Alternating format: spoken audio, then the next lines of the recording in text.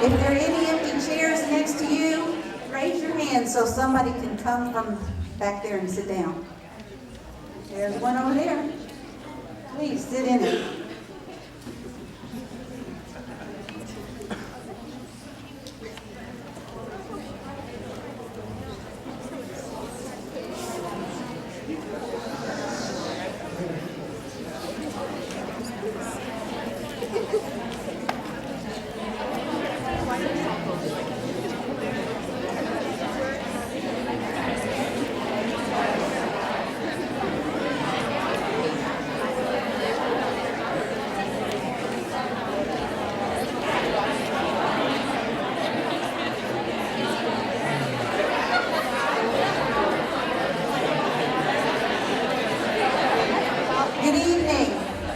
Thank you all for coming. I want to be sure that everybody hears what we have to say this evening.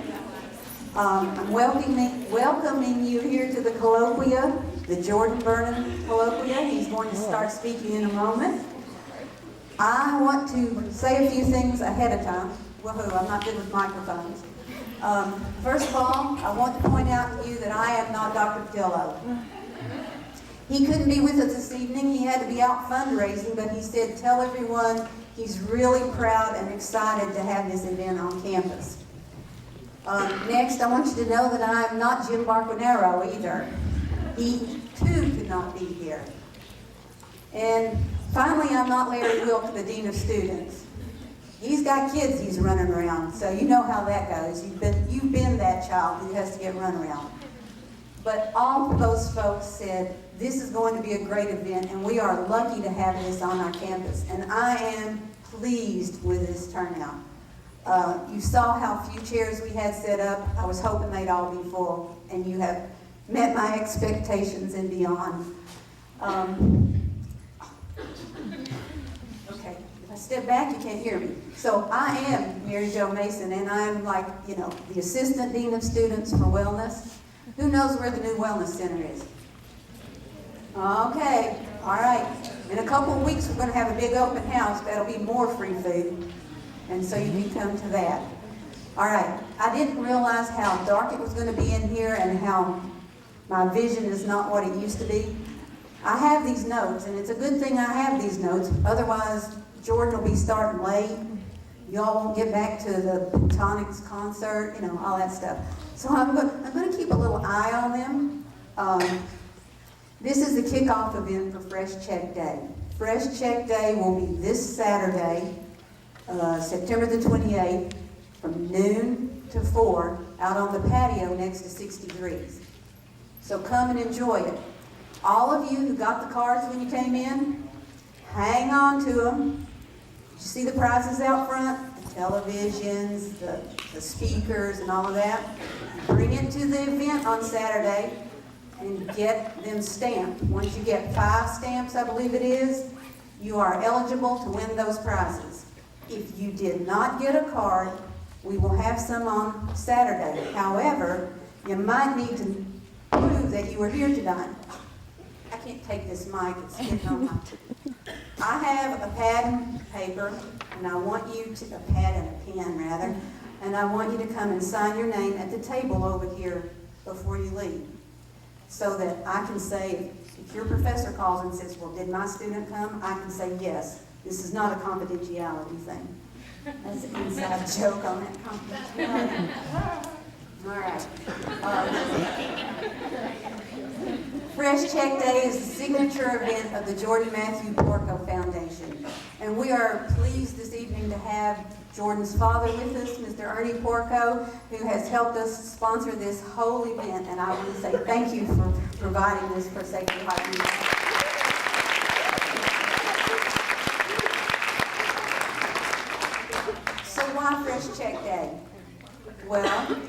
It's a good question.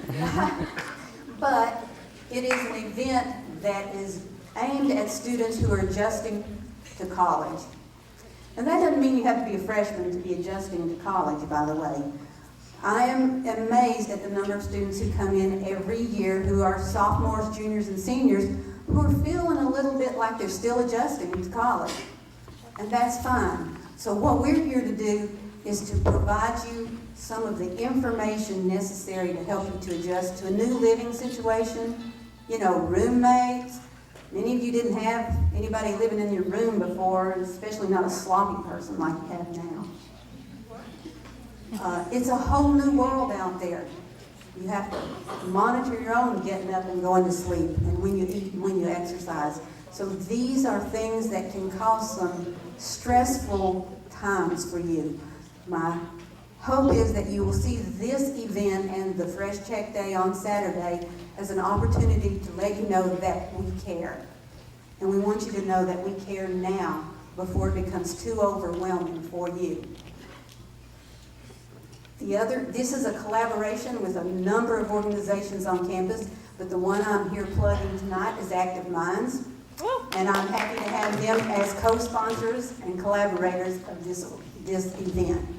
In a few minutes, I'm going to get one of their members to get up and introduce Jordan, but I want to say that we are lucky to have an Active Minds group on this campus.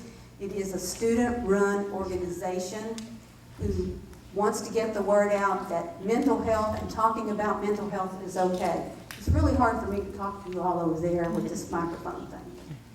You know I care. Tonight I have Candace Mizell, who's going to give us some insight into what we're going to hear, and we will then go on to the main event. Please come on Saturday. Let's see, did I forget anything? No, I didn't forget anything, but hold on to those cards. They're your ticket to a lot of things. Thank you for coming.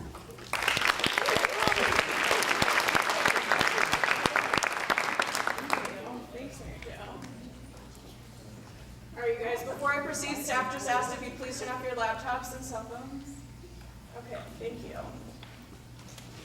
Our speaker today is JordanBurnham. Jordan is a member of the Active Minds Speakers Bureau, the nation's premier young adult mental health speakers bureau.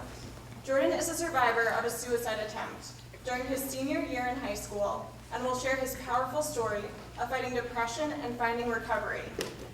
This hope is the epitome of what Active Minds is. Will our current Active Minds members please stand up and be recognized by the student body?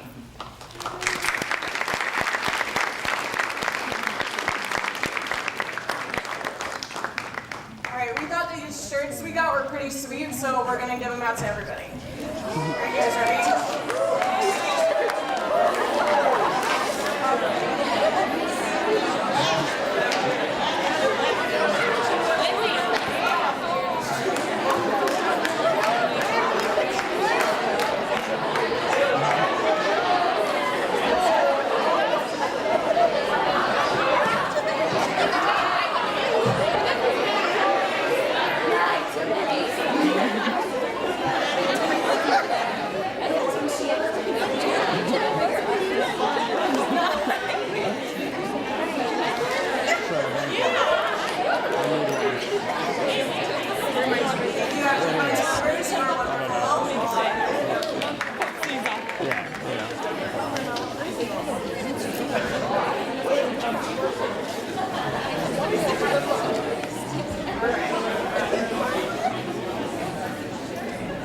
Jordan is a nationally recognized mental health advocate.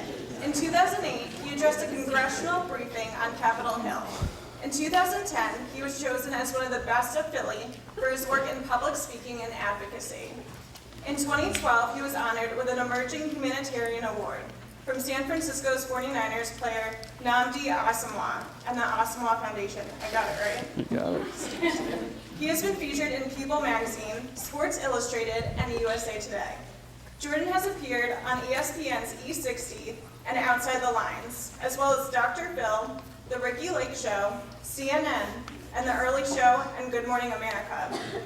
He has been featured in 3 documentaries, and his piece, Unbreakable, with E60, was nominated for an Emmy.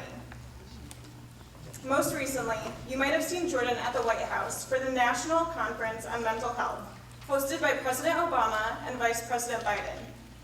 Jordan has been speaking on his story and mental health all over the country for the last 5 years. He's spoken in 32 different states and 3 different countries. His presentation is meant to inspire, educate, and allow others to know they're not alone. Please join me in welcoming Jordan Burnham. You did awesome. You did it. I'm so proud of you. All right. Is this on? I don't know. Can anyone hear me? No? I don't know. Did I do something wrong? Did I do something? I did something wrong. That's okay. I'm sorry. I'm not good at this. I just started. Okay. Is it good now? Okay, keep talking. All right. It was all a dream. I used to. Okay. All right. I won't rap Biggie. I'm sorry. I thought it was a good idea at the time. It's not. I'm so sorry.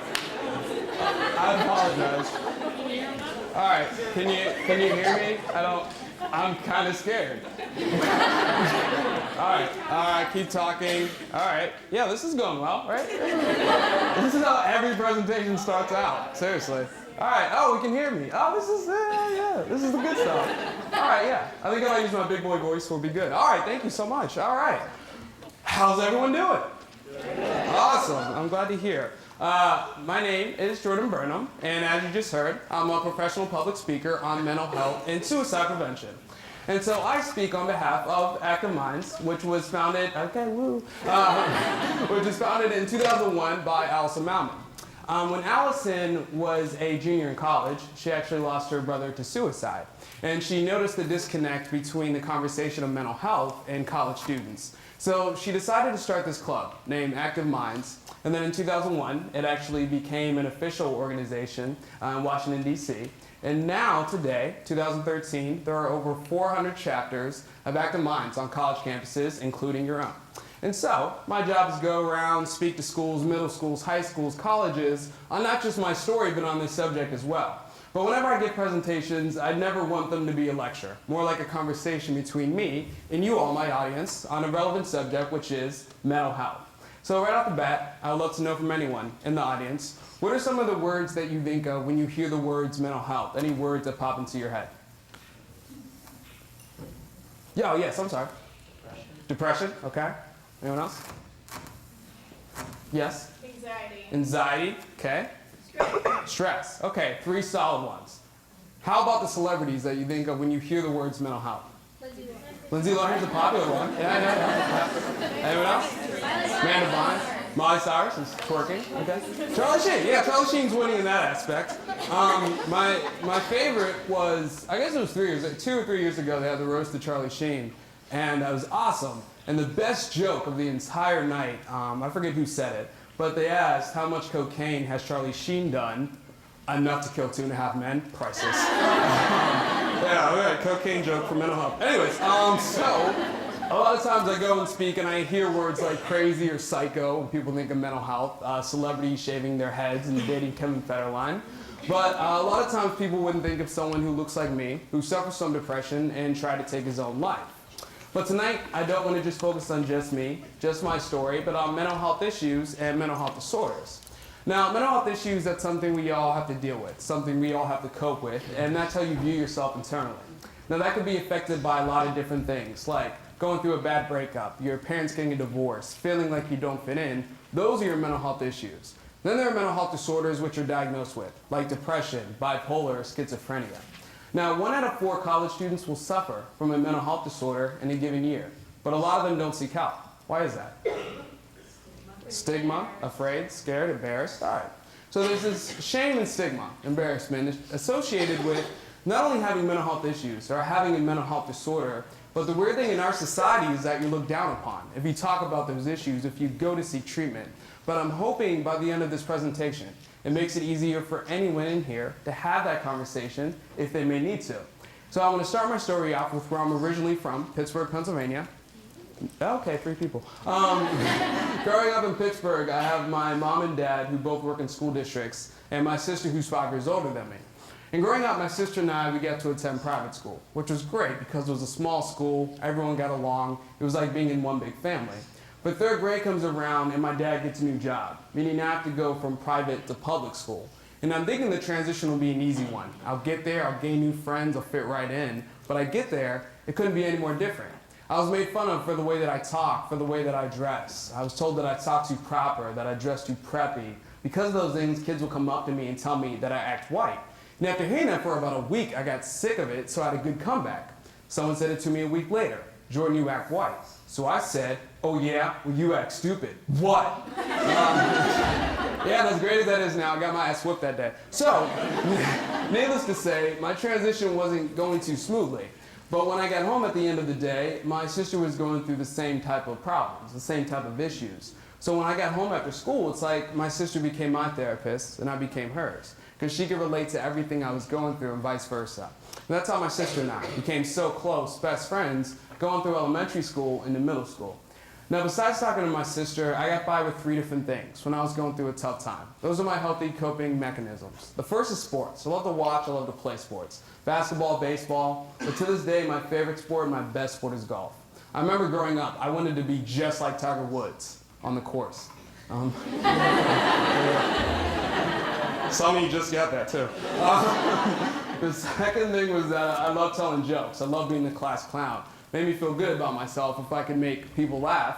And the third thing was that I've always been a people person. I've always liked to gain friends, start friendships, which gave me some popularity that going into middle school, I finally feel comfortable in my environment, the people around me, the friends around me. But 7th grade comes around and 2 major things happen. The first was that my sister goes out to college. And I was happy for her, I was proud of her. She got a full academic scholarship to go to Penn State University. Even though I'm really happy and proud of her, that's my best friend leaving. I don't know who to talk to now whenever I'm having a bad day. Who's going to be that one person I can go and vent to? I don't have my best friend anymore. The second major thing that happens is my dad goes to interview for this job right outside of Philadelphia.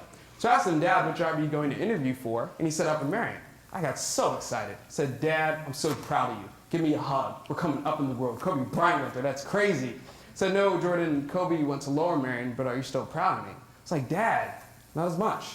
But still supported him on this new job interview. And so he gets offered the position and he takes it. And now I'm faced with a difficult decision. Do I stay with my mom in Pittsburgh until she gets a job out in the Philadelphia area, or do I move with my dad right away? I know how difficult that transition was, moving to a new school, so I figured I'll get it out of the way as quick as possible.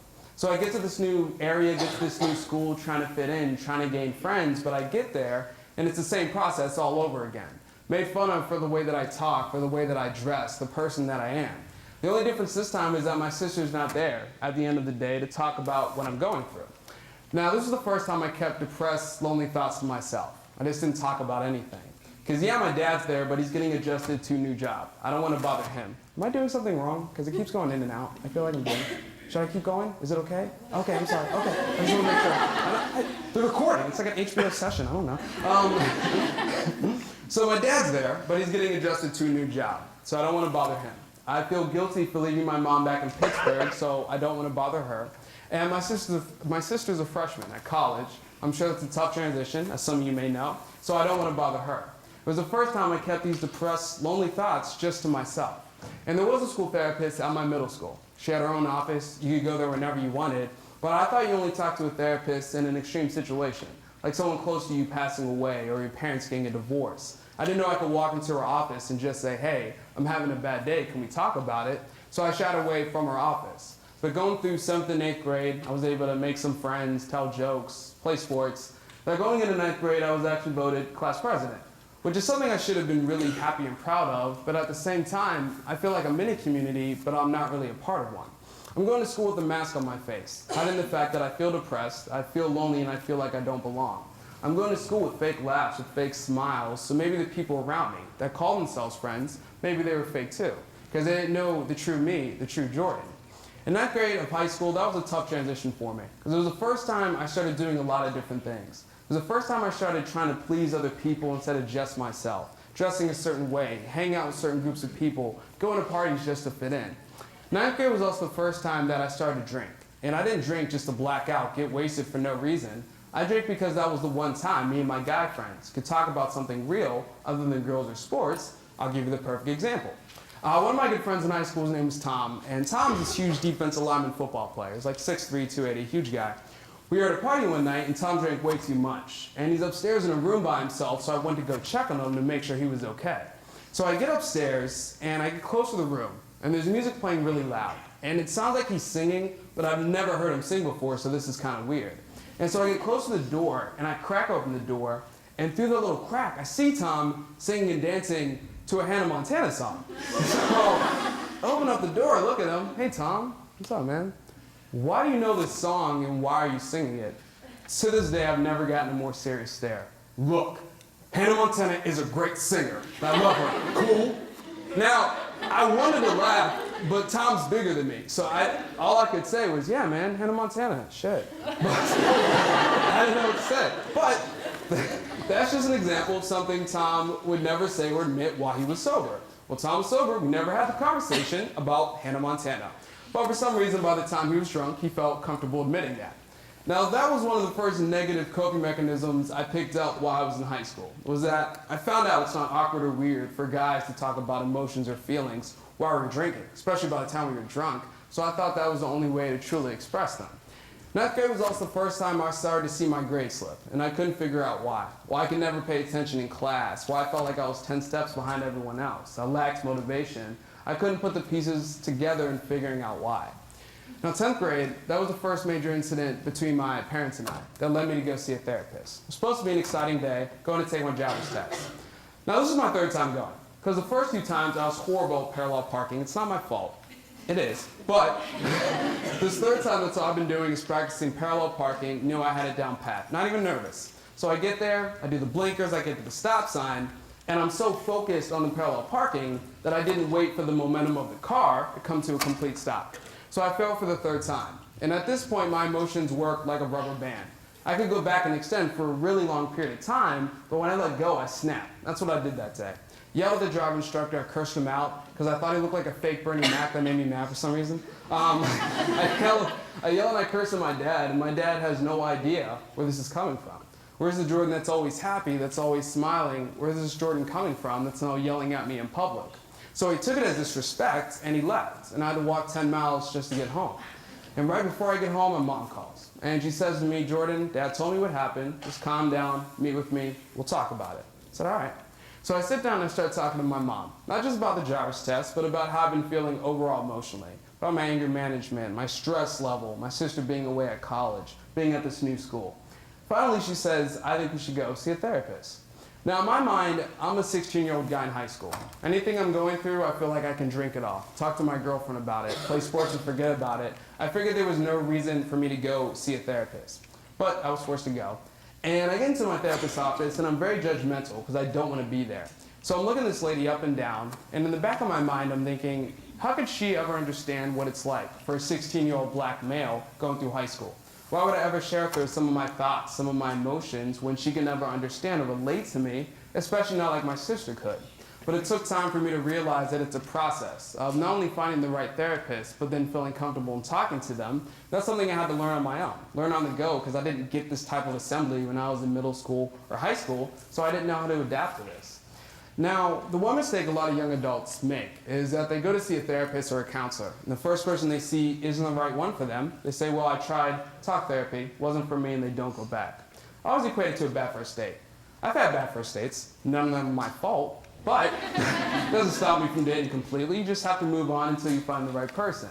That's what the process can be like in finding the right person to talk to, a therapist. And that's what it was like for me. I've had to switch twice now, so finally I found the right person that I would go to. And that year when I was 16, 10th grade, I was diagnosed with depression. I didn't know what that meant, because I didn't know what the difference was between feeling depressed and actually having depression. Now, anyone in here at any given point in time can feel depressed, but more times than not, you know what you're depressed about. Maybe it's an anniversary of something very saddening to you. Maybe you're going through a bad breakup, going through a tough time in school, but you know why you're crying. You know why you don't feel like yourself. You know why you lack motivation. But someone like me who has depression, they can wake up one day and have no idea why they feel like complete crap. why you don't want to wake up and get out of bed, crying for no reason, lack motivation. It's frustrating. And it wasn't whether I was going to wake up having depression or not, it's just what level am I on emotionally because of my depression. 1 or 2 is saying, I feel so low, I'm thinking about suicide, taking my own life. 9 or 10 is saying, today's a good day, but what's tomorrow going to be like? Kind of this pessimistic way of viewing the world. And I didn't tell anyone I was diagnosed with depression, because I figured if word gets out that Jordan has depression, I'll be considered weak and weird for going to see a therapist, for taking medicine. So I figured the only people that should know is my girlfriend at the time, my parents, and my sister. I didn't want anyone outside of that to know that I was diagnosed with depression. And I didn't take it seriously. I wouldn't take my antidepressant on a consistent basis. I would BS my way through my therapy sessions. And I didn't take it seriously because I figured depression was like a cold, that it would just go away after a couple weeks after I take some of these pills and go see a therapist. I didn't think it was something that I actually had to cope with. Now, going into my junior year, how many of you heard in high school that junior year of high school is the most important year when it comes to grades and sports, and it's the hard? All right, everyone knows. All right. Now, I hated that pressure because my sister was a valedictorian in high school. She got a full academic scholarship to go to Penn State, and I thought I had to live up to everything that she did. And no one ever told me that. My parents, my sister, no one told me that, but they didn't have to. So I just put that unfair pressure and stress on myself. Because of that stress, especially, I was struggling academically in the beginning of my junior year. And in the middle of that same year, I made a mistake when I cheated on my girlfriend. And when this happened, it's a small school. Everyone knows everyone else's business. So it's like front page news to everyone else. So I already feel guilty enough. I already feel depressed enough, but then I have to go to school and hear smart remarks and jokes behind my back. That to other people are lighthearted and funny, but to me, it kills me on the inside. And one night my depression gets to a level 4 or 5. Not necessarily thinking about suicide or having a plan, but just wondering what life would be like for other people if I just wasn't here. And so I take a bunch of pills and I put them on my desk and I just stare at them. And after a while I pick up my phone and I call my girlfriend. And I told her, I don't know if I'm gonna take these pills or not, but I just need help. And I have no way of saying that to my parents or my therapist. She knew that second step was to call my parents. My door's locked, I won't open it, so my parents call the police. And the police bust into my room to make sure I didn't take any of the pills. And even though I didn't take one pill, they look at my parents and say, you have to take your son to a mental hospital. Now, I don't know about you guys, but when I thought of a mental hospital, I'm just thinking of padded walls, guys in straitjackets jumping around, saying weird things like, Flavor Flav. Like, I didn't know what to expect going in there.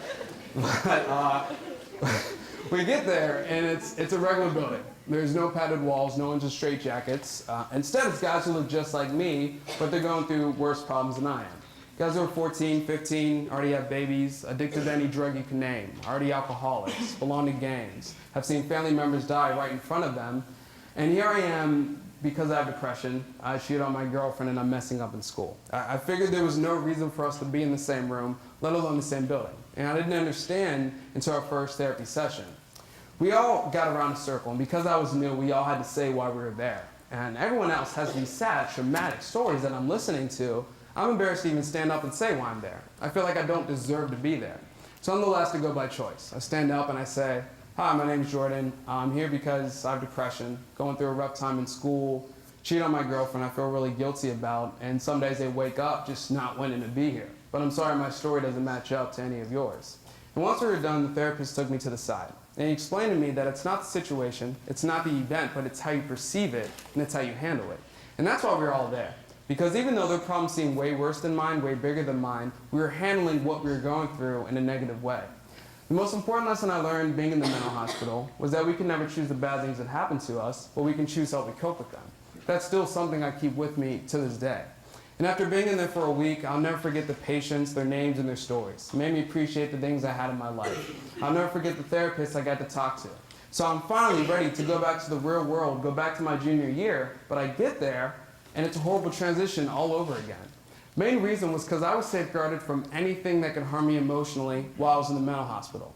There's no cell phone, so there's no texting or calling from anyone. There's only PG movies. Never thought I'd see Lion King that many times in 1 week. There's no computer, so there's no websites like Facebook, Twitter, or whatever.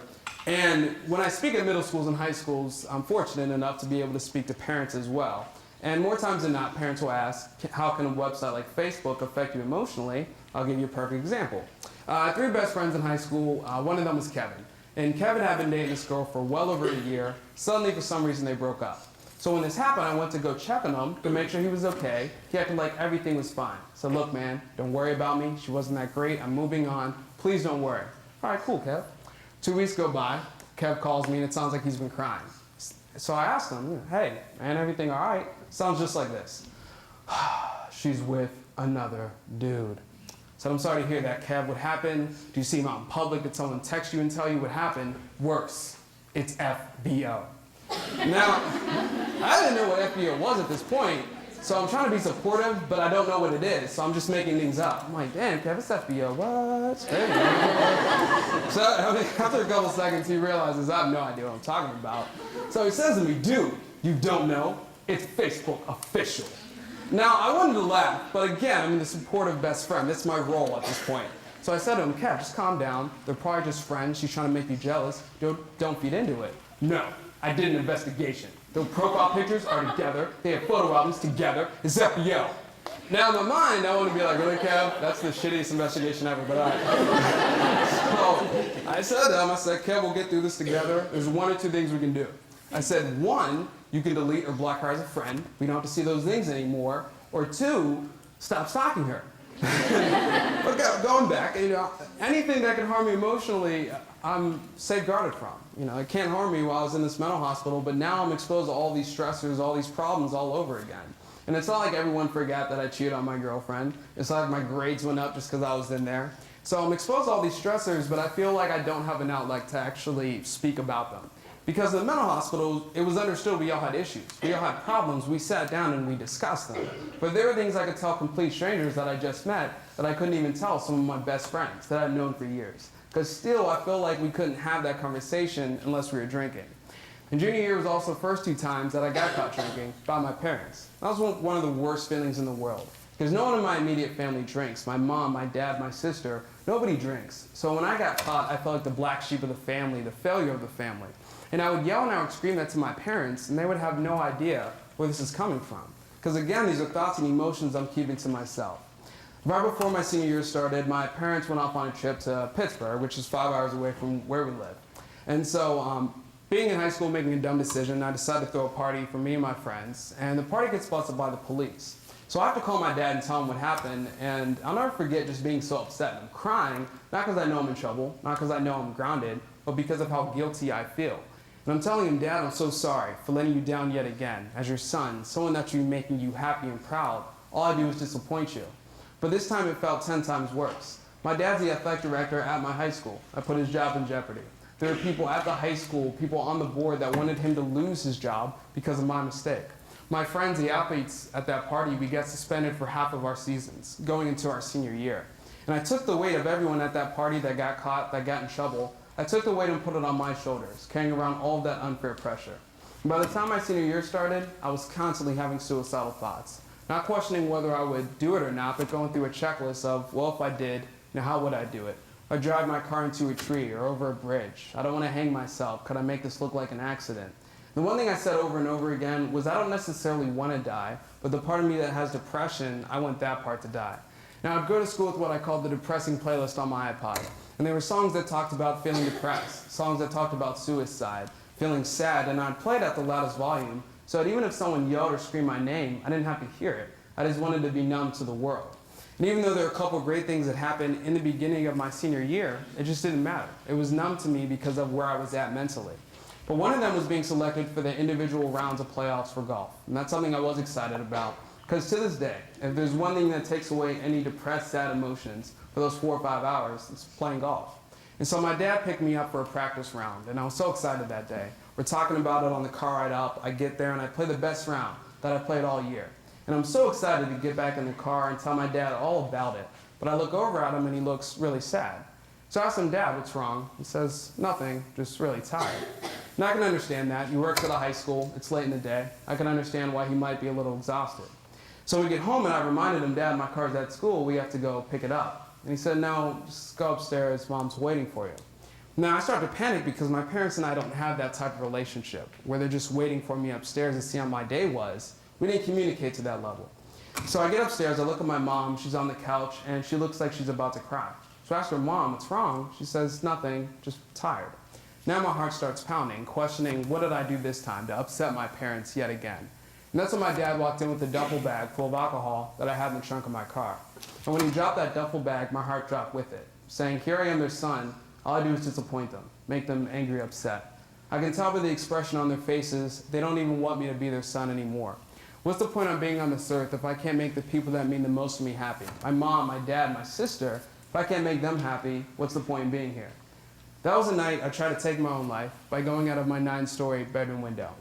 When I hit the ground 100 feet below, I broke my left fibula, was stripped through the skin. I broke my left tibia. I shattered my left femur. I broke my pelvis. I broke my jaw in 4 different places, and I broke my left wrist.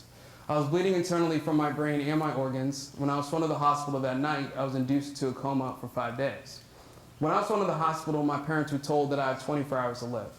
24 hours go by, I'm given 48 hours to live. 48 hours go by, I'm given a 40% chance to live. Now I wake up and I come to after this coma, and being in the ICU for 2 weeks, everything feels like a dream to the point I don't know what reality is. But I remember one of my first conscious thoughts was looking around and realizing I'm in a hospital, but just trying to figure out what's going on. The first thing I notice is this feeding tube that's going down my nose. I touch my throat, there's this tube, this trach in my throat, so I can't talk. I literally have no voice. Steel rods coming out of my left leg. My left wrist is wrapped up like I'm about to go into a boxing match. IV in my arm, hooked up to a monitor, 3 different monitors, and I have no idea why I'm there. To this day, I don't remember going out my window. I remember everything else leading up to that event. I can tell you about my classes that day, golfing every hole, car ride home with my dad, but for some reason going out the window, I just don't remember. And it was an impulsive suicide attempt, meaning I didn't plan it. I didn't write a letter or a note. Even on the car at home, I had no idea that would be the night I would try and take my own life. But when my dad dropped that duffel bag full of alcohol, there was a trigger in my brain saying I don't belong here anymore. Now the doctors want to see if I remember it on my own. So I was very fortunate and lucky to have so many family, friends come to visit and support me, but no one's allowed to tell me what happened. It was frustrating. But one night my sister's visiting, and to this day, my sister and I remained very close, best friends. So I knew if there was one person that would tell me what happened and be honest, it was her. And so it's us two in my hospital room, and I look over at her and I mouth to her, because I still can't talk. I mouth to her what happened. And she starts to cry immediately, and she gathers herself, she looks back at me, and she says, you went out your window. There were so many thoughts and questions in my head, but the first was that's impossible. I wouldn't survive a 9-story fall. Even if I did, who pushed me out my window? How drunk was I to go out my window? What happened? She said, no one was in the room, and you were completely sober. The words in the thought suicide attempt didn't even come into my head at this point. Because yeah, I knew I had thoughts of not wanting to be here, what life would be like for other people if I just wasn't here. But I never thought I would go through with those thoughts, with those emotions. 19% of young adults contemplate suicide in a given year. But the ones who have depression are 5 times more likely to go through with it. I never thought I'd be a part of that statistic. So now I have to lay here for days, weeks, months, with no one else to blame but myself for something I went through with, a suicide attempt. But within a month of this happening, there was a reporter from the Philadelphia Inquirer who found out about my story from a girl who graduated the year before me, and her mom knew that the reporter did these types of stories. And so he emails my dad and he says, Mr. Burnham, I heard about what happened with your son. Obviously, it's a very sad and tragic situation that I'm sorry to hear about, but I was wondering, could I talk to him, interview him, you, his parents, friends, family, on what led up to this? Did anyone see this coming? Did anyone see the warning signs? I'm going to China for 2 weeks to work on a story, but please let me know your answer. First person my dad naturally asked is my mom. My mom said no to this original interview. She said it's too soon for any of us to start talking about this, especially me. My therapist echoed that. She said the same thing. My sister, my dad, they were both on the fence about it, but ultimately they left it up to me. My dad walks into my hospital room, and it's just us two. And he starts telling me about this reporter from the Philadelphia Inquirer. He seems like a nice guy, just wants to talk to me. And then he asks would I feel comfortable talking about what happened and how things are going now, the suicide attempt. And I said yes, immediately. Because here I am, the 18-year-old senior in high school, supposed to be running around with all my friends, enjoying my senior year. I'm the 18-year-old senior in high school. The only time I see my friends is when they come to visit me in the hospital. I'm down to 80 pounds. I can't move, I can't talk. I have no idea if I ever get my physical life back. But I figured that by literally spelling out every single word of that interview on a spell chart, that people on the outside of the hospital can touch the words I don't have a voice to say. So that whoever reads this article, whoever hears about this story, is never in the position that I'm at right now, laying in this hospital bed. And the story came out in January of 2008. And I had no idea until the day before that it would be the front page of the Philadelphia Inquirer, that it would be the main story. So I definitely wasn't expecting the feedback that it received. People who wrote letters, emails, made phone calls, came to visit, thanking me for not only telling this story, but the one thing I heard over and over again was thank you for making me feel like I'm not alone with how I struggle with my mental health. And all this time, it's great to be making a difference, to touch people with this story, but at the same time, I'm missing my entire senior year of high school, something I look forward to from day one. I remember the minute I entered high school, I looked at all the seniors running around joking. I said, I can't wait till me and my friends were them, running everything on campus, captain of the sports teams, doing whatever we want. And that's something I'm missing out on now, being dependent on a wheelchair and being in this hospital. And yeah, I'm able to go to my senior prom, last hurrah with all my friends, but I'm going and leaving in a wheelchair. Able to graduate on time with the rest of my class. And even though I'm able to walk with a walker to receive my diploma, I'm still going and leaving in a wheelchair. That's tough for me to look back on my senior year, knowing that's something I can't get back, because again, the repercussions of the suicide attempt. But after I graduated high school, I had the opportunity to go around to middle schools, high schools, and occasionally colleges to share my story and to speak on mental health. And I knew that when I started my presentations, I wanted to speak on mental health, speak on my story, but I also wanted to be relevant to what was going on in culture with middle schools, high schools, but especially colleges. And there were two main things that I really noticed that affect college students and their mental health, but it's one of those things that's accepted and not really discussed. It's not really questioned.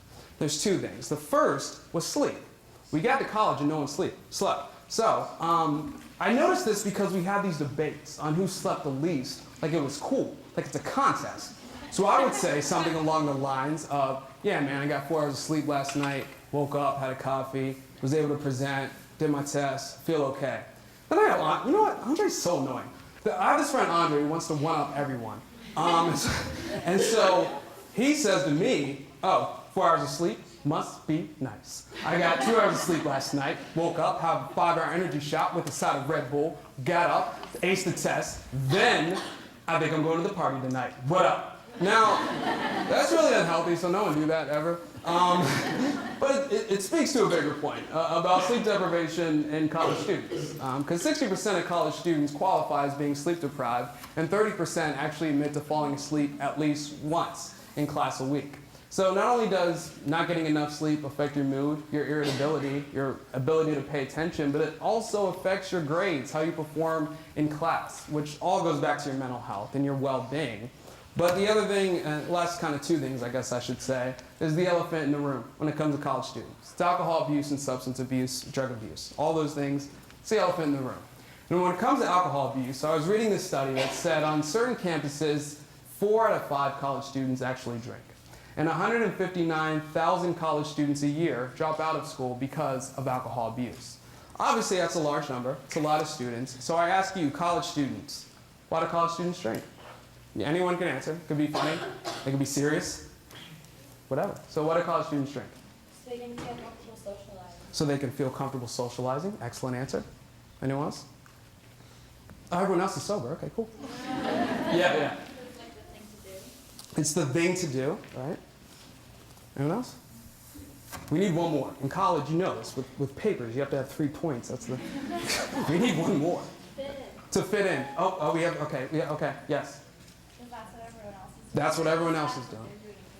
Okay, that's what, in the movies, yeah, Jersey Shore, they're drinking and stuff. So, with college students, it's not whether or not they're going to drink or not. It's going to happen on any campus, every campus.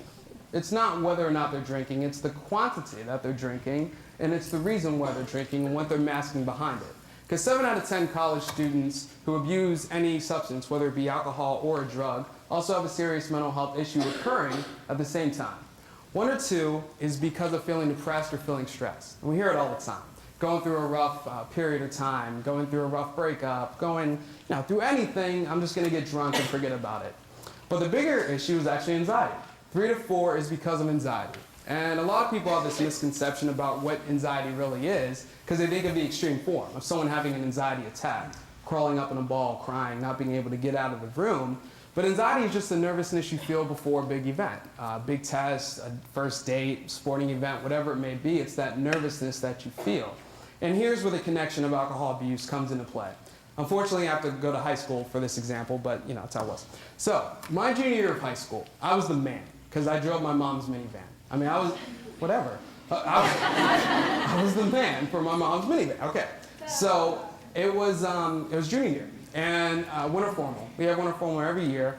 You get dressed up, you get a date, you dance, everyone has a good time. I didn't have a date, but I danced, and I was on my way to Kevin's house. Like I said, 3 best friends. I'm going over to Kevin's house to pick everyone up.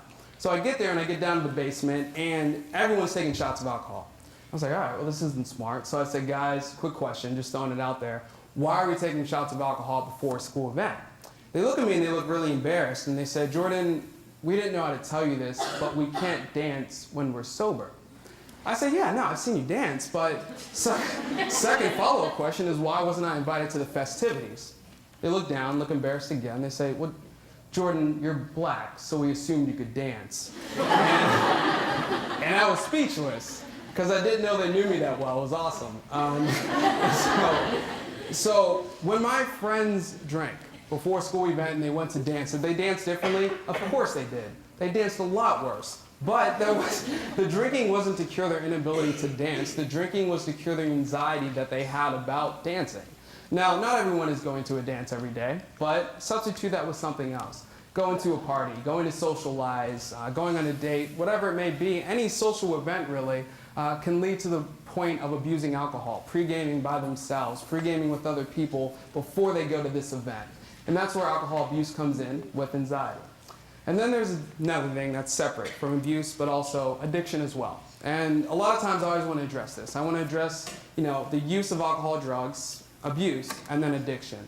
And when addiction, where that comes into play is really triggers. And you have triggers that go off. It doesn't necessarily have to be an event, but seeing someone, seeing something, restaurant, whatever it may be, there could be a trigger that goes off to the point where you want to abuse a drink or a drug, really, to deal with the trigger that just happened. Example of this, it's a small example, but it was very, very saddening to me this day. I don't eat fast food a lot, so when I do, it's a treat. Now, my boy Travis and Andre are out, and they said, Jordan, we're going to Wendy's, you want something? I said, bet, yes. Now, I always get fries. If I don't have fries with my burger or sandwich, it ruins everything. So I said, bet, yeah, man, junior bacon cheeseburger. I didn't need to say with fries, because me and Travis, we're boys. We've known each other forever. You should know I get fries. So they come back, and they're all giddy and excited, Wendy's. And then Travis throws me my burger. I'm like, all right, junior bacon cheeseburger, what, where's the fries? Travis didn't get the fries. So first comes anger. Trav, why didn't you get the fries? So Jordan, you didn't, we're boys. You know I eat fries. So the burger's on the side. I don't even care about the damn burger anymore. Now it's about the fries.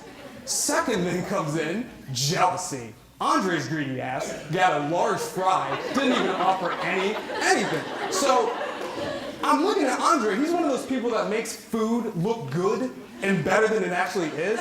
He's grubbing, he's making noises, he's smiling. It's so annoying. So then I have jealousy, and then out of the corner of my eye, I see the bag all the way. And this is where desperation comes into play.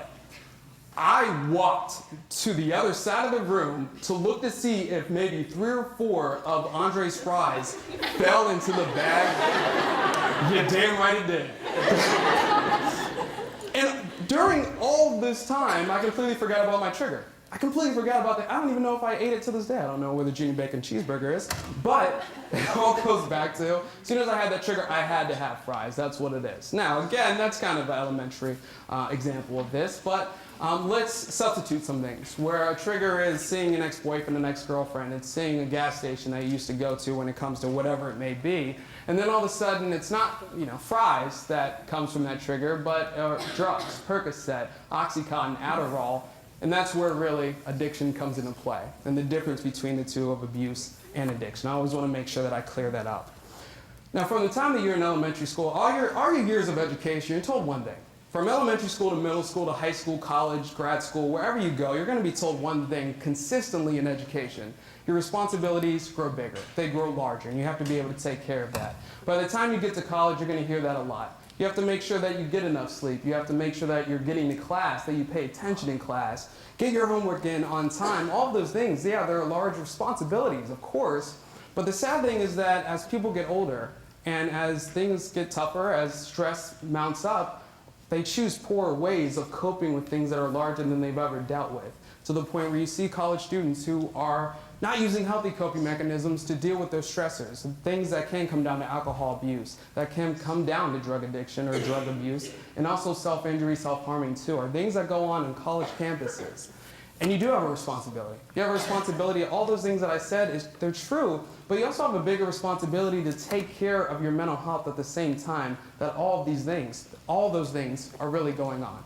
And that's what I want everyone to kind of come away with when I talk about this college portion, is that, yeah, you have responsibilities in class, but you also have a responsibility on the campus to make sure that you take care of that mental health.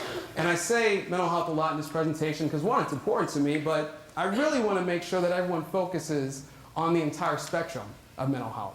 And that includes everyday issues we all go through, like stress and anxiety, sleep deprivation. There are other disorders out there besides the ones that I mentioned in this presentation. There's OCD, ADHD, eating disorders, anxiety disorders. There are traumatic events that can happen to you, difficult transitions, someone close to you passing away, going through a bad breakup. And there are problems out there on college campuses that people can struggle with. Alcohol abuse, substance abuse, self-injury, self-harming. That's the entire conversation that I hope you guys can continue amongst yourselves, friends, family, whoever it may be. So that next week, when I'm back home finally, you are still continuing that conversation, not just today, not just tomorrow, but next week, next month, and making mental health a relevant subject on your campus. And that's the important thing on this campus and even outside, making mental health a relevant subject. Now in conclusion, you know, when I did the original interview for the story, and this is my 6th year of doing this now, and as I continue my talks to this day, my hope is that it makes it cool and actually acceptable for young adults to talk about what they're going through, but also feel confident in doing so at the same time. And I'm hoping by the end of tonight, everyone in here has the courage to take that first step. So Sacred Heart, thank you so much for letting me come and share my story.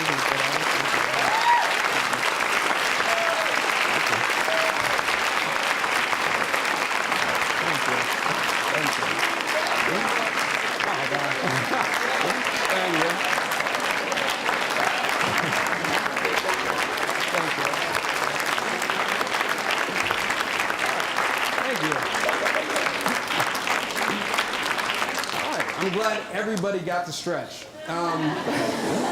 So, I know, like I said, I know you guys are college students, you have a lot of things going on. So, anyone that has to leave, it's not rude at all.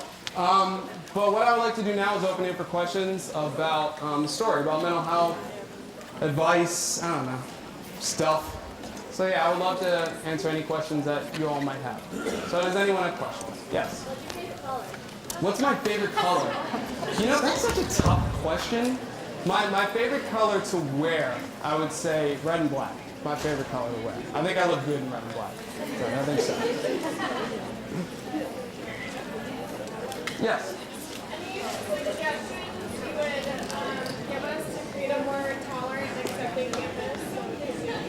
Yes. Suggestions on how, a campus where tolerance, absolutely, but also kind of the discussion of things that are going on. I think what's important is to be open and honest with your friends, the closest people around you, about what you might be struggling or going through mentally and emotionally. I think honesty is what comes into play, because at the end of the day, mental health is all about the conversation, and it's all about making connections with other people, having those conversations. And so I encourage anyone, really, even if it's someone you don't even know or you're not even close to, whatever it may be, I always encourage the conversation of what you might be going through or mental health as a whole, so that people feel like they're really not alone in what they're going through. So, thank you for the question. What's being on E60 like? I'll answer his and then I'll get to you, I promise. All right, that's a nice polo. What was being on E60 like? It was surreal. Because, as a kid, that's all I watched was ESPN.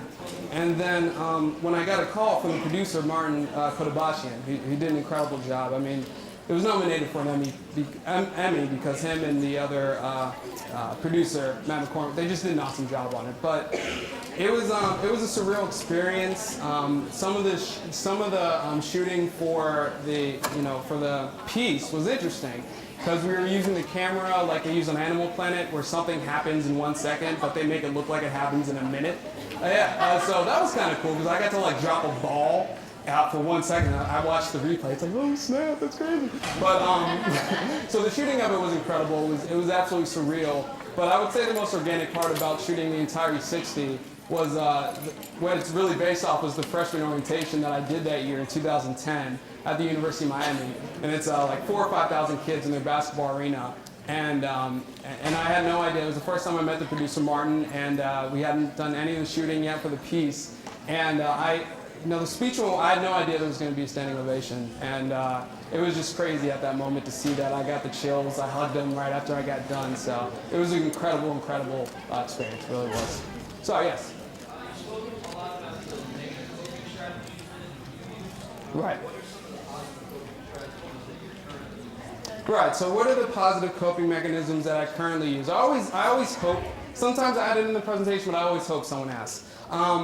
And so for me personally, writing is a huge thing in my life. And I don't mean just writing like the presentation is written out and then it's put into an outline, and that's what you hear, is writing an outline and creativity through telling these stories and all of these things. That's huge for me. I love being able to do this, and I love being able to speak, not only because it's helping people, not only because it's inspiring some people or helping people to get where they need treatment, whatever it may be, but that's one of my huge coping mechanisms, is being able to speak to people and give this presentation is an awesome feeling for me. But also, some things that I try and cut out TV a lot of times. When I'm on trips, especially trips, where I'm speaking at several different schools, I won't watch TV. I just kind of I like having relaxation. I like just having some calm music going, those type of things. I love listening to music. But I would say my favorite thing in the entire world, as far as, anytime I'm upset or angry, this solves everything, is when it's warm, I drive around with the windows down and I blast really loud rap music. And I don't mean like Will Smith, I mean like NWA, I'll kill you. And so I blast that, and as I'm driving around, I pull up next to an old person at a stoplight with their windows down, and they're so offended by my music that they roll their windows up. It makes me so happy. I don't know.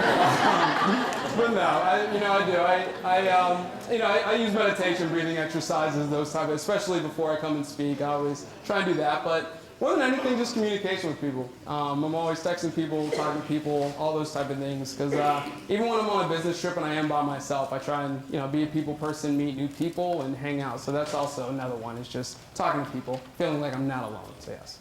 Thank you for that question. That was a great one. Anyone else? Yes. How do you think this whole experience talking to people has helped you? How do I think this whole experience of talking has helped me?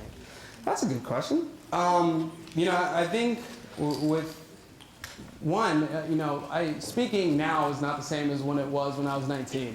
When I was 19, I was just a young hotshot kid. I just went on a stage and told my story, and it was local, and I didn't have to fly anywhere. And then it got to the point where, I'll be in 4 different states this week. So, it got really busy, and it took on a life of its own. And so, what I did was I truly embraced the speaking and the meeting people and taking every moment. I've learned to enjoy every moment.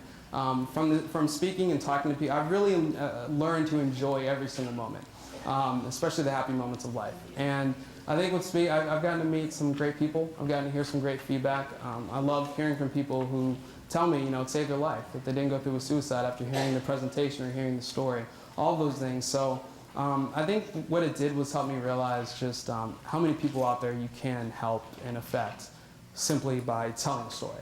And I know it's deeper than that, but it made me realize that my story is a necessity, but the message in it is. And that's what I try and give out every time I speak, every time I tell my story, every time I tell a joke. I want to make people laugh. I want to make people feel, I want them to be comfortable, but I also want to make sure that people get the message that I'm trying to give through in the same time. So I think that's what it's really taught me, is how great it is to help other people and how easy it can be to help other people. So thank you. Excellent question. Yes? How did you get into public speaking, and was it hard to start talking about your story? Yeah, how do I get into public speaking? Yeah, that's of course crucial. So after the story came out, there were a couple different organizations in Philadelphia that asked if I could be an advocate with them or speak on mental health. And at that point I was 18, I was still in a wheelchair. I'm glad the article came out, but I was still uncomfortable as a whole with who I was as a person. I was still really skinny. I didn't recognize myself when I looked in the mirror. I'm in a wheelchair. It was difficult for me to accept that for a while, so I wasn't sure if I wanted to tell my story. But But I went to this, this group in Philadelphia, Minding Your Mind. It's an organization, and they had a forum. And so the first guy was a guy named Ross Sabo, who had been speaking on public speaker on mental health for years. Then it was Kitty Dukakis, whose husband ran for president before you guys were able to watch TV. And then there was some guy talking about prisoners in Miami that should have been in mental hospitals, but instead got treated as prisoners. And then there was this guy, Joey Pantoliano. And so Joey's most famous for The Sopranos, but he's also like The Matrix. He's the bald guy who pulls the plugs on people. So yeah, Joey's been in a lot of movies. And so he was a left speaker, and he was talking about going to Congress. And Joey, it's funny because Joey admits right off the bat that he has ADHD before the speech. So you're prepared that things are going to be a little all over the place. But eventually he got around to it, and he was like, yeah, this is the speech I'm giving to Congress. It took him 10 minutes to get to it, but that's fine. And afterwards they said, we'll open it up for questions. And I said, all right, cool. So I wheel up, and I asked, how can we have young adults talk about mental health and open up? And I explained very briefly why I was in the wheelchair. And after, I think Ross answered my question, and then Joey asked how I was doing. It's like, you know, it's tough, but I'm doing well. A week later, I'm getting ready for my friend's prom, and I get an email from Joey's agent asking if I want to go speak to Congress. Luckily, I wasn't doing anything that weekend, so I said, of course, yeah, sure, why not? So I go to DC, and on my way to DC, my parents are driving, and on the way to DC, I didn't know what to say. I didn't know what my speech should be, and so I was writing my speech on the way there, and I get there and I meet Joey, and I get to meet another actor, Marsha Gay Harden, who's really nice. And there was a soldier, a veteran from Iraq, who was there to speak on mental health and traumatic brain injuries. It was an incredible experience, and I'll never forget the first time I spoke, and I'm looking at my mom, my dad, and my aunt, and they're on the side, and they're just crying before I even speak. And in my mind, I'm thinking, how incredible that it hasn't even been a year, and they saw their son in the ICU seconds away from dying, and here I am speaking to Congress now, trying to help other people by telling the story. And I think that's when it hit me, that the message in the story was bigger than me, was bigger than my parents, bigger than my family, because I knew that it was going to affect people in the most positive way if I was honest and would just continue to speak on this. And went well, standing ovation, which is kind of cool, and got to meet some great people. And yeah, that fall is when I got offered. Ross Sabo is the one who offered me the job to start public speaking, and I did in October 2008. It was my first presentation in front of 1,000 kids in high school, and here I am today, still doing it. So I must be okay at it. Yes. I don't know how to properly ask this question, but if you could go back, would you try if you could go back in time and not jump, would you Right. step back, or would you Right. now, where you are now, speaking and changing people's lives? Right. So if I could go back, you know, would I stop the suicide attempt from happening, or do I, in a way, regret the suicide attempt itself? You know, this week is a big reflection on that, because this Saturday is the 6-year anniversary of the suicide attempt, September 28th. And so this week especially is a big week to reflect on that, and thinking of, you know, when I was in that hospital and it was just the first couple weeks of being conscious, I had no idea I had no idea, especially physically, that I would be at this point. So there were very, very difficult days. There were a lot of things in the hospital. You know, I don't speak on the hospital piece a lot, but there were a lot of very painful days in that hospital and very difficult times. And so it was a real struggle to be where I'm at today. It really was. And so I'm happy to be here. I think what I can say is that I wish I didn't go through with the suicide attempt to realize that I could cope with my depression and really be a positive, happy person and not dwell on just the negative things. I wish I could go back in time and tell myself that it's okay to talk to this therapist and be honest with her. It's okay with my medicine and taking it consistently, and just feel just fine with myself and not think that depression represents me. Where now I have the mindset of, I have depression, I attempted suicide, but that doesn't define who I am. And I wish I had that attitude beforehand and didn't take a suicide attempt to finally get it. But going through everything that I did, and the pain and the hospital piece altogether, I'm very happy to see where things are for me now, but also that I'm able to help people along the way. It's just an awesome, awesome feeling. So yes, thank you for that question. Yes? How are you physically now? Are you still in physical pain from your fall? Yeah, it's funny you should ask. So physical pain from the fall. I am. They took all of the. There was a rod that was in my left femur, and I was getting surgery done in 2009, and they saw that the femur bone had grown back, so they took it out. And my dad gave it to. I thought it was a golf club. I had no idea. I always say this wrong. Like the first time I explained it, I said I didn't know I had such a huge rod, and it just sounds terrible. But I didn't know there was a large rod. Whatever. It's out. So that is somewhat healed, and I'll talk about this at the end of my story. So there's 2 plates in my jaw, but the pelvis is healed. There's a plate in my left wrist, but I'm able to get around. I'm able to walk with a little bit of kind of hunched over or limp because of the muscles where the injuries happen. The left hip flexor, the knee, and the hamstring are still extremely tight. And so that will come about, and I'll probably be able to stand straighter over time. It'll just stretch out on its own. Physical therapy isn't going to do too much in the near future. So basically, I mean, I still get a chance to when I can, go to the gym and work out, and that's kind of my own physical therapy. But at the end of July, I was actually on my way to Cleveland. It's 6 hours away from me. You would think I'm smart enough to pick a relationship where I don't have to drive 6 hours, saying how I already travel enough. Nah. So I was on my way to Cleveland, 6-hour drive from where I live, to visit my girlfriend. And the last hour and a half, I knew something was wrong. And as soon as I got there, I called her and I said, "Tell your parents no disrespect, but we're leaving, we're going to the hospital. I feel like crap." So I had a temperature of 103. I knew it was an infection of some kind. And they found an infection in my femur bone because it didn't grow back properly. And so it was our date night, which kind of sucks. I was excited for dinner. So what they had to do is they had to do surgery to remove the skin abscess, and they had to give me a PICC line. I had no idea what a PICC line was until that. That was awesome. Give myself antibiotics through an IV for 6 weeks, and still take antibiotics and will be for the next 5 to 6 months. And then in January, I have to get a surgery to really close up where that wound is, because it just can't heal. There's not enough blood circulation. Other than that, things are going very well. So yeah, that's how I'm doing physically. Can you still play golf? I'm a beast at golf, yes. No.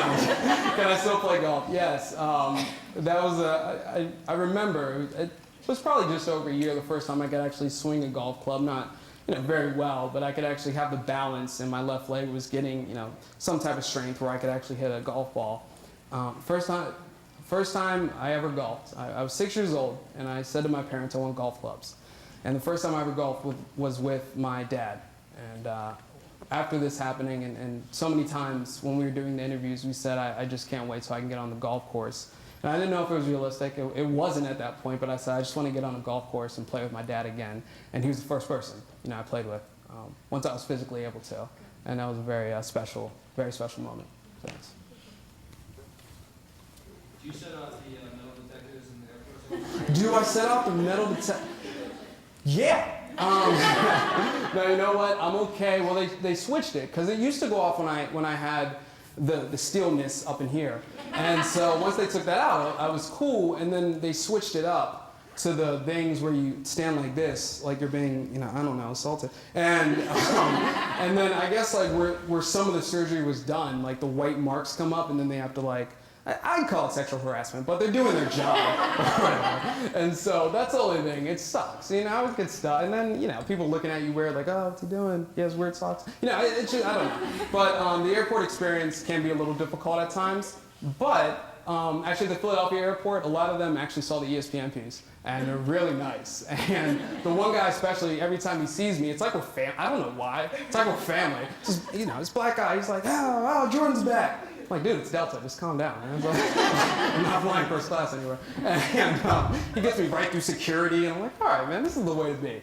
So, yeah, I used to set them off, and shit went down. But it's a little calmer now, I would say. Yeah. Let's see. Oh, I'm sorry. That's okay. When were you finally able to open up to your friends about? When was I finally able to open up? You were saying how Right. when you were a mental woman, it was a lot easier talking about your problems Mm-hmm. with complete strangers. When did you finally have the courage to finally just say, I need to tell my friends? Right. Well, at that point, after the suicide attempt happened, I never told anyone that I had depression. No one had any idea that I was thinking about suicide.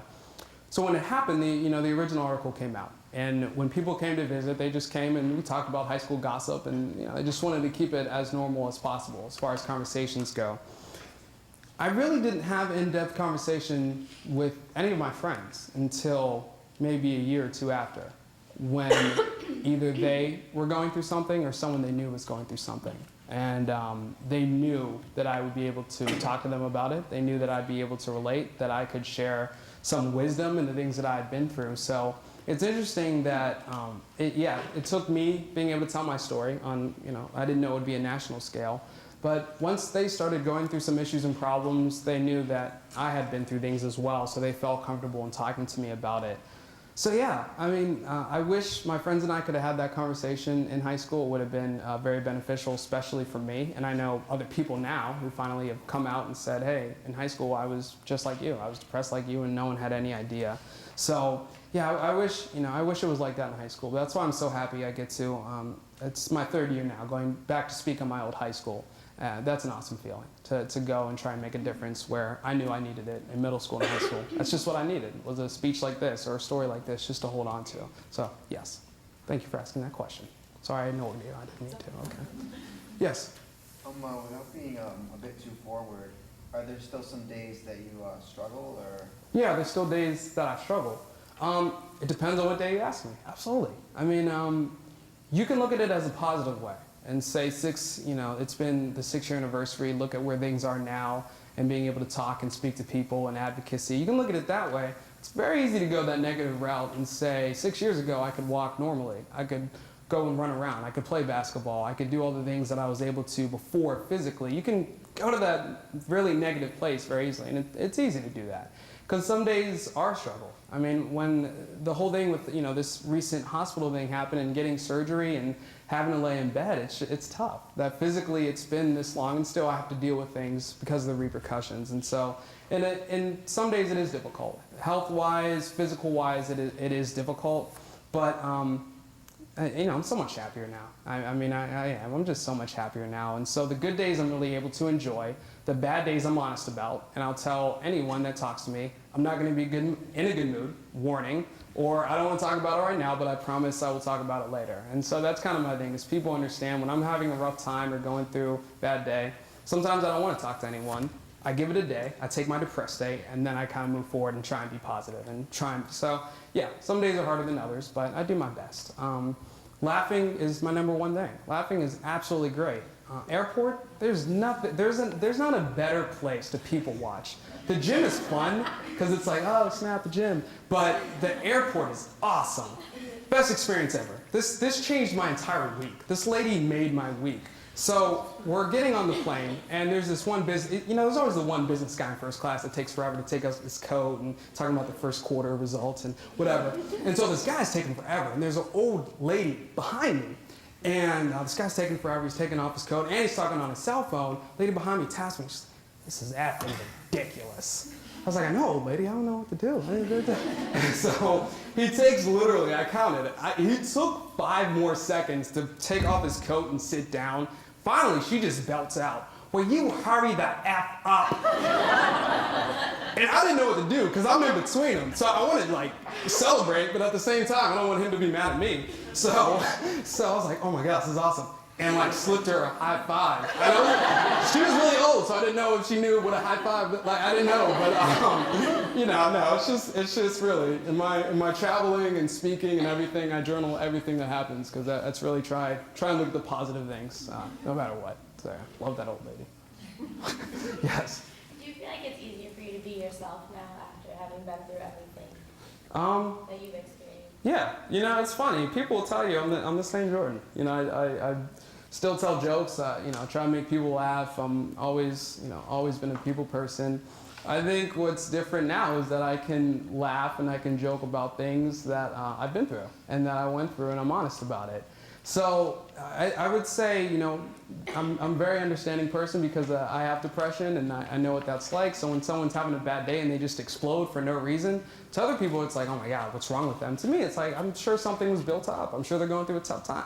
I'm understanding in that way. But I would say definitely, it's great to be open and honest about everything. I really am, and especially when it comes to mental health wise, because You know, you never know who's affected by something. So when someone asks me, because sometimes I walk with more of a limp if I'm tight, my muscles and whatnot. And so this one time, it was actually, I was going to speak at Montana State, and it was the day of the Super Bowl. And I sat down at this one place, this one little bar area, and I wanted to get something to eat. And there's this older guy, glasses, and very studious looking guy, and he looks over at me and he's like, hey, how about the Super Bowl, blah, blah, blah, we're talking about football. And so he's about to get up, and he puts on his jacket, and he says to the lady, hey, the young man's food is on me. I was like, oh, thank you, sir. And then before he leaves, he's like, I forgot to ask you, what do you do for a living? I said, I'm a public speaker on mental health and suicide prevention. I didn't say my story. I just said I'm a public speaker on mental health. He takes off his jacket, he puts it on his seat, and he sits down. And he talks to me for 10 minutes about how he saw his father kill himself right in front of him and his sister, and what it was like having to cope with both sisters being in and out of drug rehab for drug issues and drug addiction, and what he's trying to do now, and how they're coping with it, how he's coping with it. And the guy gives me his business card, and he ends up being like the CEO and president of this very lucrative business, which pissed me off, because I was like, you should have bought me like 10 meals and get some drinks. But and it was amazing to me, because I gave my honest answer, but it was amazing to me because here I am, this 24-year-old kid going around speaking at schools, and here he is, this very successful CEO president. But for 10 minutes, we're just two people talking about mental health, and that's what's so awesome. So I'm glad I can be myself in that aspect too, of talking about personal things like that. So yes. Sorry. That's okay. You should be sorry. Do you know who found you, or was there people outside, or what happened? Yeah, who found me? That's a good question.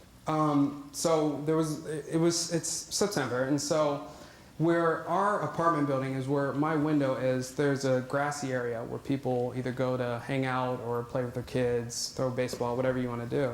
And so when I felt, I'm going off the police report because I don't remember this even though I was still conscious. So the police report said that I felt, and a woman outside playing with her kids heard a loud thump, and she walked over to me, and she asked me what my name was, and I said Jordan Burnham, and she asked me if I fell out of my window, and I guess I said no. I have no idea why.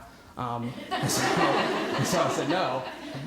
If I was there, I was like, well, what the hell? Anyway, but so that's who found me. She's the one who called 911 immediately, and all this time I'm still conscious. I'm still moving around.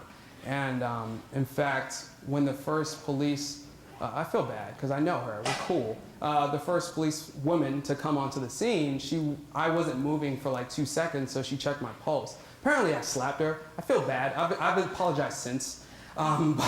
So I was still conscious, and then my dad walked to the school, which is a 5-minute walk, walks to the school to get my car, and by the time he drives back, that's when the policemen, the firemen, ambulances, that's when everyone was already there. And so I got medical attention immediately, which is one of the key factors of surviving that, was her finding me immediately and calling 911. So. Still sleep in that same room? Is that what I did sleep in that same room for 5 years, yeah. Just moved out last October. So yeah, it didn't bother, and that was a huge conversation with my parents. They asked me, they said, do you want to go back to the apartment? You want to go back to your room? And I told them I was at a hospital for 3 months. I was at a physical rehab hospital for 2 months, and there's only one place I'm thinking about going back. I want to be in my bedroom again. So yeah, lived there for 5 years, and so thank you for asking another excellent question. Yes? Are you still friends with people from high school? And once they heard your story, did they change knowing you and stuff? Like did they change your outlook? Yeah, I'm still friends with certain people from high school. I mean, as you get older and graduating, it's not like it was years ago. It was 2008, but people go off to different schools. They move away. They get big boy and big girl jobs, and they get adult life and whatnot. And so I'm still close contact with several different people from high school, and the conversation, absolutely. There are certain people I'm not surprised by, but very surprising conversations just randomly come up about things because they know I speak on mental health, and because they might be going through something. They don't mind asking me, do you think I have depression? Do you think I'm going through this? Do you think I have anxiety issues? Anything. I mean, I had one of my friends ask me if I think he has ADHD or ADD. And I'm like, dude, I'm not a psychiatrist, but I was like, I know the symptoms. Yes, you do, but I just don't got to see one. So you know, all those things. People know that I'm very open to listening and that I will give advice when someone needs it. A lot of my friends, even friends that I didn't know from high school that I might have just known for 2 or 3, they have no problem just asking me certain things about themselves or for a friend, whatever it may be. So the conversation definitely changed between myself and some of my friends, where some of us are just kind of the same things. And yeah, so it's cool to kind of have that spectrum of people who we do have different conversations. And then there's greedy ass Andre and Travis who forgets my fries. We have deep conversations about that too, because over the years we have met people who have never opened up about things mental health wise until they hear my story or what I do, and then it's amazing where some of those conversations generate from that haven't been brought up for years. So yeah, I would say I'm still friends with people from high school, and I'm glad that some of those conversations are different from what they were before because of me doing this. Yes? Have you ever gone back to the hospital you were at before, like your mental hospital or your ward or whatever, and shared your story there? And because I know you go to schools and stuff, but Right. have you gone to a hospital or something? So like the mental hospital? Yeah. The mental hospital, I actually, it was the same exact one. I was supposed to go. Something didn't happen schedule-wise, but I've spoken at mental hospitals before, psychiatric wards before. I've spoken in several different venues before, and it's interesting. It's interesting because you get up here and you tell this story, and I'm still nervous in a lot of ways that are they going to respect me because our stories are different? Did I not go through enough as a kid or whatever it may be? But it's amazing that people really feel like they're alone, like they're the only ones struggling with something or going through certain mental health disorders especially. And I think when I had spoke at mental health hospitals or mental hospitals before, I think they come away with a better understanding that they're a person and that their mental health disorder isn't just them. For instance, people who have bipolar, a lot of times they're told, and after a while they just start saying, I'm bipolar. And it gives a completely negative connotation to the disorder, instead of saying, I have bipolar. And I talk about those disorders, and I make sure that they understand that it's not you as a person, it's something that you have to cope with. And that's why I'm always happy when I'm able to do venues like that and speak at places like that on a very personal level. It's very gratifying for me, so yes. What is the coolest venue you've spoken? Coolest venue? I would say the most beautiful venue is Santa Barbara, California. That was pretty cool.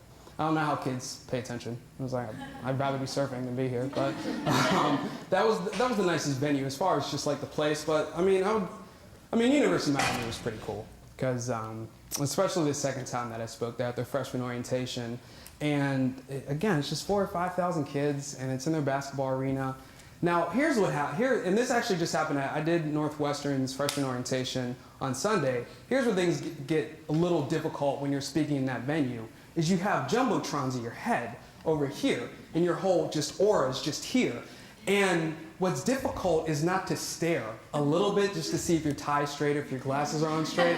So there were times when I'm looking to the left, I'm like, yeah, Jordan.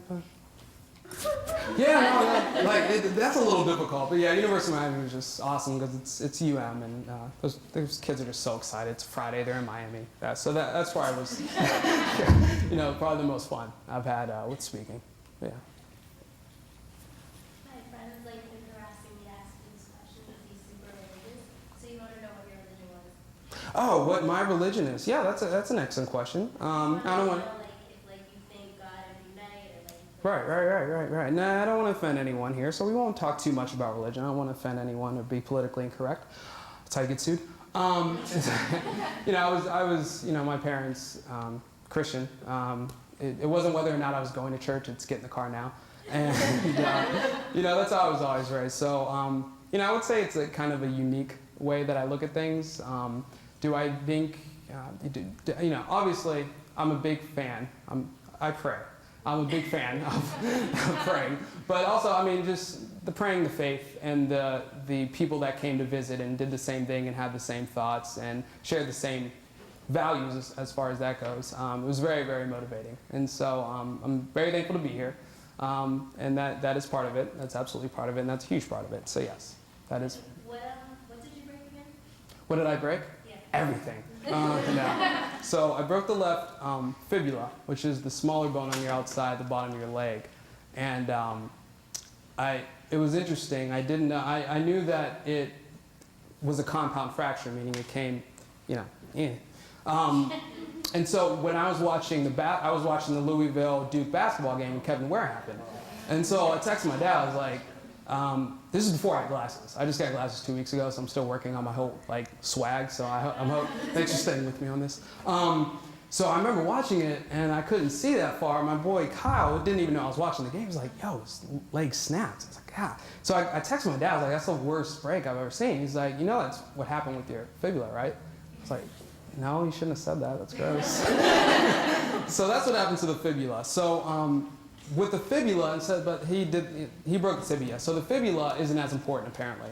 So that part they sawed off, which I thought was rude. They didn't ask. But they sawed that part off. And then the tibia that broke, they put those steel rods I was talking about are external fixators. They help to make the bone grow in place properly. And so if you saw an x-ray of my leg at the bottom here, instead of the fibula going all the way down and connecting to my ankle, it bridges over to the tibia. I was like, what up? Let's make one strong bone. So that's what's going on down here. And then the femur broke, no rod. And then, the pelvis that broke, that was able to heal on its own. 4 plates in here. They thought it was only broken in 2 places. And they went to go do the surgery, and it took about 45 minutes to an hour longer than it should have, which would worry any parent, but especially my parents. And so my dad was standing outside the room, and he's seeing the surgeon actually wheel me down instead of a nurse or someone else. And so he looks at my dad and he says, your son broke his jaw in 4 places. We thought it was 2, so we had to put 4 plates in there. And so my dad is expecting to look down at me with all these scars on the outside of my face, and he just sees that, my cheeks are a little puffy, and he asks him, what happened? And he said, I did the surgery all on the inside of his mouth. It's the best work I've ever done. My dad cried. He hugged him. He fell to his knees, all that stuff. So that's my dad's favorite story as far as this happening and my face not having scars on it or whatnot. That's my dad's favorite story. He always gets emotional when he tells that story. So 4 plates here and then plate in my left wrist. And I think everything's good. Yeah, I think everything else is good. Nothing on the right side, which is lucky because I'm right-handed, so I was, yeah. So yes, those are all the bones that I broke. Yeah, thank you for listening. Anyone else? I'm sorry, guys. I didn't mean to keep you this long. I apologize. Just because we're doing an HBO special. Yeah. So yeah, is there anyone else has a question? We could do a fun question. Wait, oh, yes. What about your internal bleeding? Internal bleeding. That was ultimately, there were 2 things that basically they couldn't stop. That they said, this is why your son's going to die. And that was the bleeding. They couldn't stop the bleeding. As you can imagine, 9-story fall, a lot of internal bleeding going on. So that was the one thing. And then the other was my kidneys. My kidneys were shutting down. And so that, and then it was the white blood cell count. Is that what keeps you alive? Anyway. That was down. One of the counts were, one of the counts were down. And so, but that was the #1 reason why they were saying your son's not going to live is because they just could not stop the internal bleeding. And and then things just one at a time. Just the bleeding slowed down, then it stopped, and then the kidneys came back, and then cell count went back up. And it literally was just one thing at a time. So even though it was a 5-day process of saying, yeah, he's going to live, it still wasn't like, yeah, your son's going to be walking around, just give it a few days. There was still a lot of tough times. I remember when they said they were going to have to cut off my left leg. I remember being in the room for that. And Dr. Kovac, good guy. And he said that, and I couldn't talk, so I couldn't curse him out, but I was. So I said a lot of F-bombs, but no one knows that. And my mom started crying. She's emotional. She's like, no, cut off his leg.